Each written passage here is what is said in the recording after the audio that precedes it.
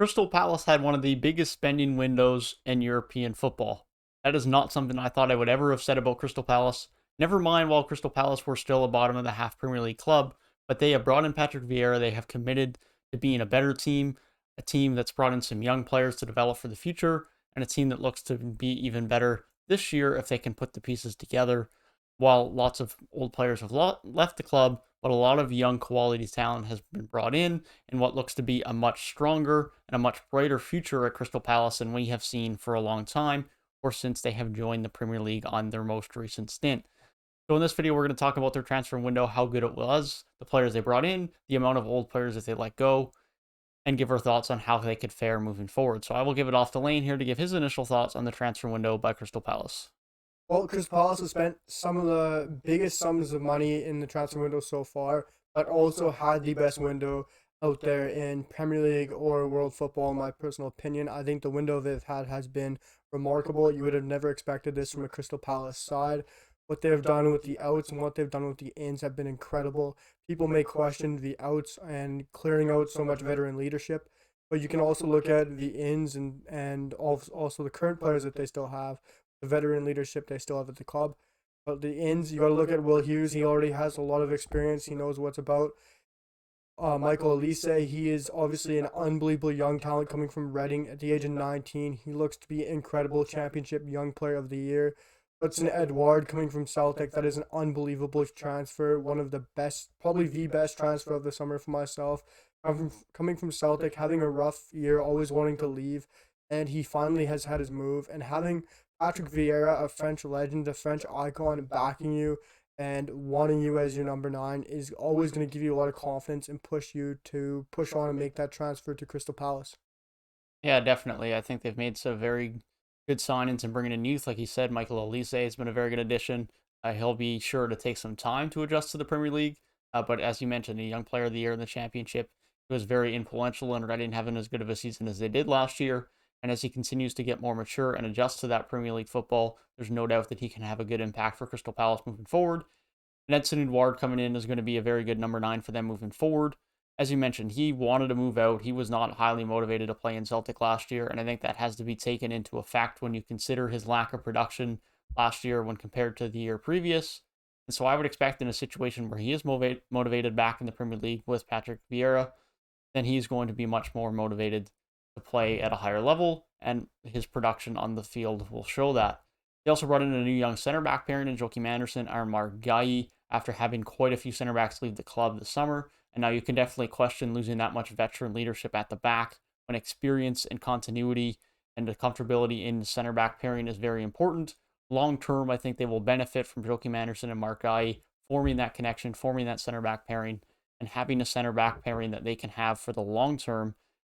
As Marc Guehi already looks to be fairly comfortable in the Premier League, someone who looked comfortable at Swansea. Height hasn't appeared to be the problem for him, and strength most certainly isn't. And Joachim Andersen already has a little bit of Premier League experience from his time with Fulham as well. So it's been a fairly good window, an active window of incomings for Crystal Palace, all on relatively good fees, and all of which I think are going to be very impactful moving down the road for Crystal Palace. Yeah, for sure. And you got to look at that new center back pairing. They've fitted in well, perfectly well so far in the Premier League football. Of course, they gave up 3 goals to Chelsea. That was obviously going to happen. They had a great year run to start the season. I think they're going to continue it. And like you said, for years to come, that's going to be an unbelievable center back pairing, having Marc Guehi and Joachim Andersen playing alongside each other. Guehi looked tremendous when he has played in the Premier League, and Joachim Andersen was probably one of the only bright spots last year for Fulham. In the very, very few bright spots that they had, Joachim Andersen was a shining light. And Will Hughes, the guy coming in from Watford, is an unbelievable transfer. They needed that defensive midfielder. They needed that guy to step in there. Cheku Kuyate was not going to get the job done. He needed to come back to center back to give them some depth back there to back up the likes of Marc Guehi and Joachim Andersen. And he is a great sign to start there defensive midfield alongside the likes of lone signing Connor Gallagher. Obviously scoring 2 goals against West Ham. He's an unbelievable signing. Obviously on loan, you never know, that could change come the end of the season. We know how much midfield depth Chelsea already has. Personally, I think he should stay at Crystal Palace at the end of the season. Do a Joe Willock, stay, join a club, get some first team experience, and then maybe later on go back and join your boyhood club. But right now he's at Crystal Palace and it's a great move. And some of the outs they have done have been great, getting a lot of guys on freeze, a lot of guys on loan. Still have Connor Wickham without a club. He is on trial at a League One club right now. Mohamed Sacco left in Montpellier. You have so many big players leaving too, and a lot of experience. Patrick Van Arnholt leaving to Galatasaray. Andros Townsend going on a free to Everton. That's looking like a very good transfer for Everton, but a very good transfer also for Crystal Palace to get him out of the club. Yeah, as you mentioned, I think the loan transfer of Connor Gallagher has been very important. He's been so influential so far earlier in the year. He's been an absolute workhorse as a box to box, winning the ball back, working the ball at the pitch, and being influential in their attack, creating and finishing, of course, as he has done so far as well. Whether he stays at Palace or comes back to Chelsea is probably going to be a choice between him and Saul, who Chelsea would decide to run as that fourth midfielder remains to be seen, because I don't think that's Loftus-Cheek long term. Whether they decide to buy Saul or let him return after his loan spell remains to be seen. And Gallagher's probably going to be, his decision will be made from there. But there's no doubt he's going to make himself very much a wanted player within the Premier League if he continues to play this way with Crystal Palace, as he's been very instrumental to their midfield so far.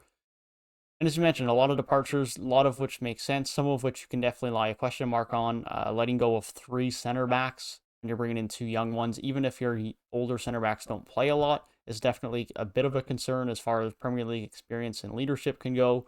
But so far, it seems to be okay move, and there's still a few veterans on the back at the team can help them through their adjustment period as a young center back pairing. Andros Townsend's probably one that seems the most odd, considering the fact he is now starting for Everton, or at least playing significant minutes.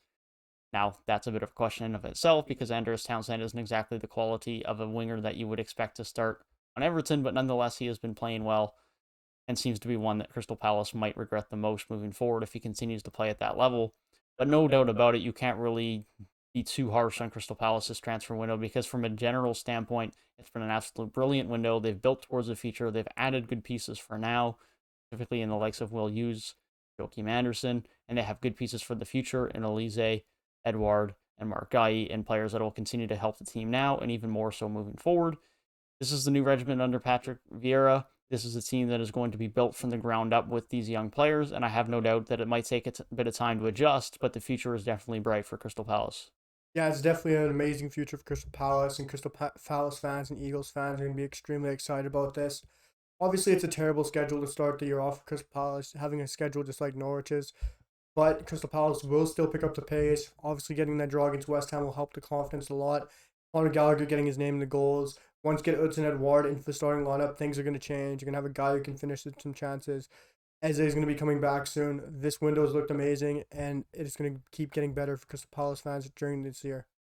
Currently an exciting transfer window, and currently one of the most exciting teams to watch in the Premier League. Let us know down in the comment section what you guys think about Crystal Palace's window, the large amount of incomings and departures alike. And if you did enjoy the video, be sure to leave a like down below and subscribe to the channel if you are new, if you want more football content like this. That being said, I hope you guys have a great rest of your day, and we'll see you guys in the next one.